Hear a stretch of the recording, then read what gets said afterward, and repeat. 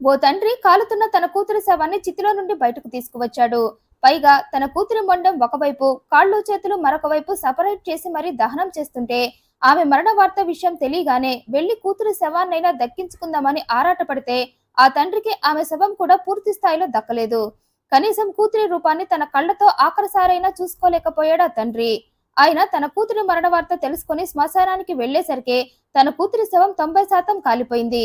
అయినా ఆ తండ్రి తన కూతురి మొండాన్ని, కాళ్లను, చేతులను కాలుతున్న చితిలో నుండి బయటకు తెచ్చి తన కూతురు చావుకు న్యాయం చేయమని పోలీసులను అర్థించాడు. రామ్ ప్రసాద్ తన్వర్ ఇతను మధ్యప్రదేశ్ లక్ష్మణపుర గ్రామంలో ఉంటాడు. ఇక రామ్ కి పెళ్లి 2 పిల్లలు కూడా, ఓ కొడుకు ఓ కూతురు. పైన మనం చెప్పుకున్న చంపబడ్డ యువతి తండ్రినే ఈ రామ్. కూతురు రీనాకు పెళ్లి వయసు వచ్చిందని ఆమెకు ఒక మంచి సంబంధం చూసి పెళ్లి చేయాలని ఆరాటపడ్డాడు రామ్. అసలే అల్లారు ముద్దుగా పెంచుకున్న కూతురు కావటంతో కాలు కింద పెట్టకుండా చూసుకునేవాడి చేతుల్లో కూతుర్ని పెట్టాలని చాలా సంబంధాలే చూసి ఫైనల్ గా రాజ్గఢ్ తాండీకుర్తిలో ఉండే మిథున్ కిచ్చి పెళ్లి చేశాడు. ఇక మిథున్ చాలా మంచివాడని నమ్మి తన కూతురు రీనాను అతనికిచ్చి పెళ్లి చేశాడు. కానీ ఇక్కడే రామ్ బొక్కబోర్లా పడ్డాడు. అల్లుడు మిథున్ ఆమ్యామ్యగాడని తెలుసుకోలేకపోయాడు. మిథున్ తో పాటు అతని టోటల్ ఫ్యామిలీ మొత్తం 420 బ్యాచ్ అని ఊహించలేకపోయాడు. తన కళ్లకు కనిపించిందే నిజమని, వాళ్ల పై మాటలు, పై బూటకపు ఆప్యాయతలు, ప్రేమలు, పలకరింపులు చూసి వాళ్ళంతా చాలా మంచివారని నమ్మి తను అల్లారు ముద్దుగా పెంచుకున్న కూతుర్ని వాళ్ల చేతుల్లో పెట్టి తన కూతురు చావుకి తనకు తెలియకుండా తనే ముహూర్తం పెట్టేశాడు. 2018లో కూతురు రీనాకు పెళ్లి చేసి అన్ని లాంఛనాలతో కోరినంత కట్నం ఇచ్చి మరీ అత్తారింటికి పంపాడు. కానీ అలా పంపిన తర్వాతే వాళ్ల అసలు రంగు మొత్తం బయటపడింది. 16 రోజుల పండుగ కూడా గడవక ముందే పెద్ద పెద్ద కోరికలన్నీ బయట పెట్టాడు అల్లుడు. తీసుకున్న కట్నం, పుచ్చుకున్న లాంఛనాలు సరిపోలేదన్నాడు. ఇంకా కావాలంటూ ఆ డబ్బుని మీ నాన్నని అడిగి తీసుకురా అంటూ ఆమెను తిట్టి కొట్టి పెట్టె చేతిలో పెట్టి ఆమె పుట్టింటికి పంపాడు. కాళ్ల పారాని కూడా పూర్తిగా ఆరకముందే కూతురు కన్నీటితో తనింటి గుమ్మం తొక్కటంతో ఆ తండ్రి గుండె జారిపోయింది. కూతురి ద్వారా విషయం మొత్తం తెలుసుకొని ఆయన కళ్ళు వరదలయ్యాయి. మంచివారని నమ్మి మోసపోయి తన కూతుర్ని డబ్బు దాహం ఉన్న పిశాచాల ఇంటికి కోడలిగా పంపానా అని తనలో తనే కుమిలిపోయాడు. ఇక ఫ్యామిలీ మొత్తం కూడా తాము చేసిన తప్పుకి బాధపడ్డారు. చేతులు కాలాక ఆకులు పట్టుకొని ప్రయోజనం ఏముందని, ఎలాగైనా కూతురు కాపురం నిలబెట్టాలని అందరూ కలిసి చర్చించుకొని వాళ్ళు అడిగిన డబ్బుని రెడీ చేసి ఆ డబ్బుతో కూతుర్ని మళ్ళీ అత్తారింటికి పంపారు. ఇక ఆ డబ్బు తీసుకున్న అల్లుడి ముఖం 1000 వోల్ట్ల బల్బులా వెలిగిపోయింది. అతని సంతోషాన్ని చూసిన రామ్ ఇక మళ్ళీ అతను తన కూతుర్ని డబ్బు తెమ్మని ఇబ్బంది పెట్టడులే అనుకున్నాడు. కానీ మదన్ మాత్రం ఇక అప్పటి నుండే కూతురికి, మామకు పట్టపగలే చుక్కలు చూపించడం మొదలు పెట్టాడు. ఇక అందుకు అతనికి అతని టోటల్ ఫ్యామిలీ మొత్తం సపోర్ట్ గా ఉండటంతో తన బుర్రలోకి ఏ దుర్మార్గపు ఆలోచన వచ్చినా దాన్ని అమలు పరుస్తూ రీనాని ఇబ్బంది పెడుతూ చివరికి మళ్ళీ అదనపు కట్నం కావాలని ఆమెకు పెట్టించి పుట్టింటికి పంపాడు. ఇక అలా చాలాసార్లు రీనాని డబ్బు కోసం అత్తగారి ఫ్యామిలీ పుట్టింటికి పంపటం, కూతురు కాపురం నిలబెట్టాలని తండ్రి అడిగినప్పుడల్లా డబ్బిచ్చి పంపటం చేశాడు. అయితే అలా ఇస్తూ పోతే కొండలైనా కరిగిపోతాయి కదా మరి.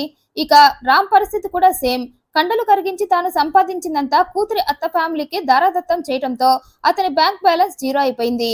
అయినా అత్తింటి వాళ్ల ఆకృత్యాలు మాత్రం తగ్గలేదు. ప్రతిక్షణం రీనాని డబ్బు కోసం ఆమె భర్త మిథున్, అత్త, మామలు, బావ అందరూ కలిసి ఇబ్బంది పెడుతూనే ఉన్నారు. ఇక ఆ ప్రాసెస్ లోనే ఓసారి మిథున్ ఫ్యామిలీ 7 లక్షలు పెట్టి ఓ భూమిని కొన్నారు. అయితే అందులో 3 లక్షలు అప్పు తెచ్చామంటూ ఆ డబ్బుని మీ నాన్నే తీర్చాలంటూ డిమాండ్ చేశారు. నీ నగలిస్తే ఓ 1,50,000 వస్తుంది, మరో 1,50,000 మీ నాన్నని తెమ్మని చెప్పని రీనాను ఒత్తిడి చేశారు. మళ్ళీ నీ నగలని మీ నాన్నే విడిపించాలని కండిషన్ కూడా పెట్టారు. అయితే అప్పటికే తండ్రి దగ్గర ఉన్నదంతా అయిపోయిందని రీనాకు తెలిసింది కాబట్టి ఇక నా తండ్రి దగ్గర నుండి పైసా కూడా నేను తీసుకురానంది. పైగా తన నగలు కూడా ఇవ్వనని అత్తింటి ఫ్యామిలీ మొత్తానికి తేల్చి చెప్పింది.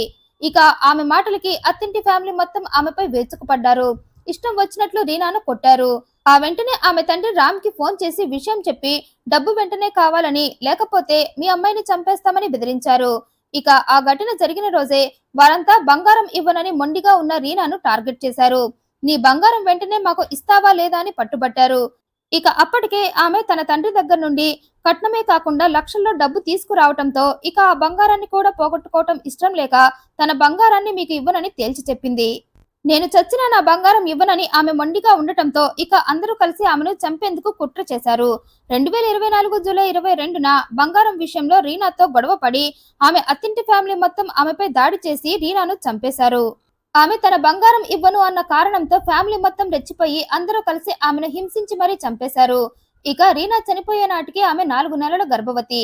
ఆల్రెడీ 1.5 సంవత్సరాల కుమార్తె ఉంది. అయినా వాళ్ళ మనసులు కరగలేదు. గర్భంతో ఉన్న ఆమెను చంపేశారు.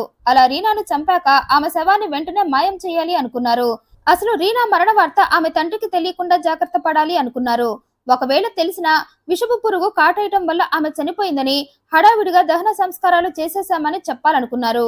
అందుకే రీనా మొండాన్ని కాళ్లను చేతులను సపరేట్ చేసి వాటన్నింటినీ ఓ మూట కట్టి ఆ ఊళ్ళో కూడా ఎవరికి తెలియకుండా సీక్రెట్ గా ఆమెను శ్మశానంలో కాల్చేయాలని డిసైడ్ అయ్యి అనుకున్నట్లుగానే రీనా శవాన్ని శ్మశానానికి తీసుకువెళ్లారు. అయితే ఇక్కడే వారికి తెలియకుండా వాళ్ళ పక్కింట్లో ఉండే ఓ వ్యక్తి రీనా శవంగా మారటం, ఆమెను తీసుకుని అత్తారింటి ఫ్యామిలీ శ్మశానానికి వెళ్లటం చూసి వెంటనే ఆ విషయాన్ని రీనా తండ్రి రామ్ కి కాల్ చేసి చెప్పాడు. ఇక కూతురి మరణ వార్త తెలియగానే రామ్ వెంటనే పోలీసులను కలిసి వాళ్లతో పాటు నేరుగా శ్మశానం దగ్గరికి వెళ్ళాడు. అతనితో పాటు అతని ఫ్యామిలీ మొత్తం వచ్చింది. ఇక అతను వెళ్లే టైంకి దాదాపుగా కూతురు 90% దహనం అయిపోయింది. శవం దగ్గర కూతురి అత్త, మామ, భర్త, బావ తప్ప మరెవరూ లేరు. ఇక వాళ్ళను పట్టుకుని విచారించగా వారంతా రీనాని విషపు పురుగు కుట్టిందని, అందుకే ఆమె చనిపోయిందని చెప్పి పోలీసులను నమ్మించాలి అనుకున్నారు. కానీ ఆ మాటలు విన్న ఎవరూ నమ్మలేదు. ఈలోగా రీనా శవాన్ని చితిలో నుండి తీస్తున్న రామ్ కు సాయం చేస్తూ ఆమె మొండాన్ని కాళ్లను చేతులను బయటకు తీసి పరిశీలిస్తూ ఉండగా ఇక ఇదే కరెక్ట్ టైం అనుకొని రీనా భర్త, అత్త, మామ, బావ అందరూ అక్కడి నుండి సైలెంట్ గా పారిపోయారు. ఇక అప్పటిదాకా అక్కడే ఉన్న అత్తింటి ఫ్యామిలీ ఒక్కసారిగా కనిపించకుండా పోవటంతో పోలీసులు వాడందరి కోసం వేట మొదలుపెట్టి మరోపక్క రీనా శరీర భాగాలన్నింటినీ శవ పరీక్ష కోసం భోపాల్ హాస్పిటల్ కి పంపారు. తమ కూతుర్ని అదనపు కట్నం కోసమే అత్తింటి ఫ్యామిలీ చంపేసి ఇలా మాకు చివరి చూపు కూడా దక్కకుండా చేశారని రామ్ తో పాటు అతని ఫ్యామిలీ మొత్తం కన్నీరు మున్నీరయ్యారు. వెంటనే పరారీలో ఉన్న వాళ్ళందరినీ పట్టుకొని వాళ్లకు శిక్ష వేసి తమ కూతురు చావుకు న్యాయం చేయమని రీనా పేరెంట్స్ డిమాండ్ చేస్తున్నారు. కట్నాల మీద అతిగా ఆశపడే కక్కుర్తిగాళ్లు ఉన్నంతకాలం ఇలాంటి హత్యలు జరుగుతూనే ఉంటాయి. చేతనైన మగాడికి ఏ కట్నం అవసరం లేదు.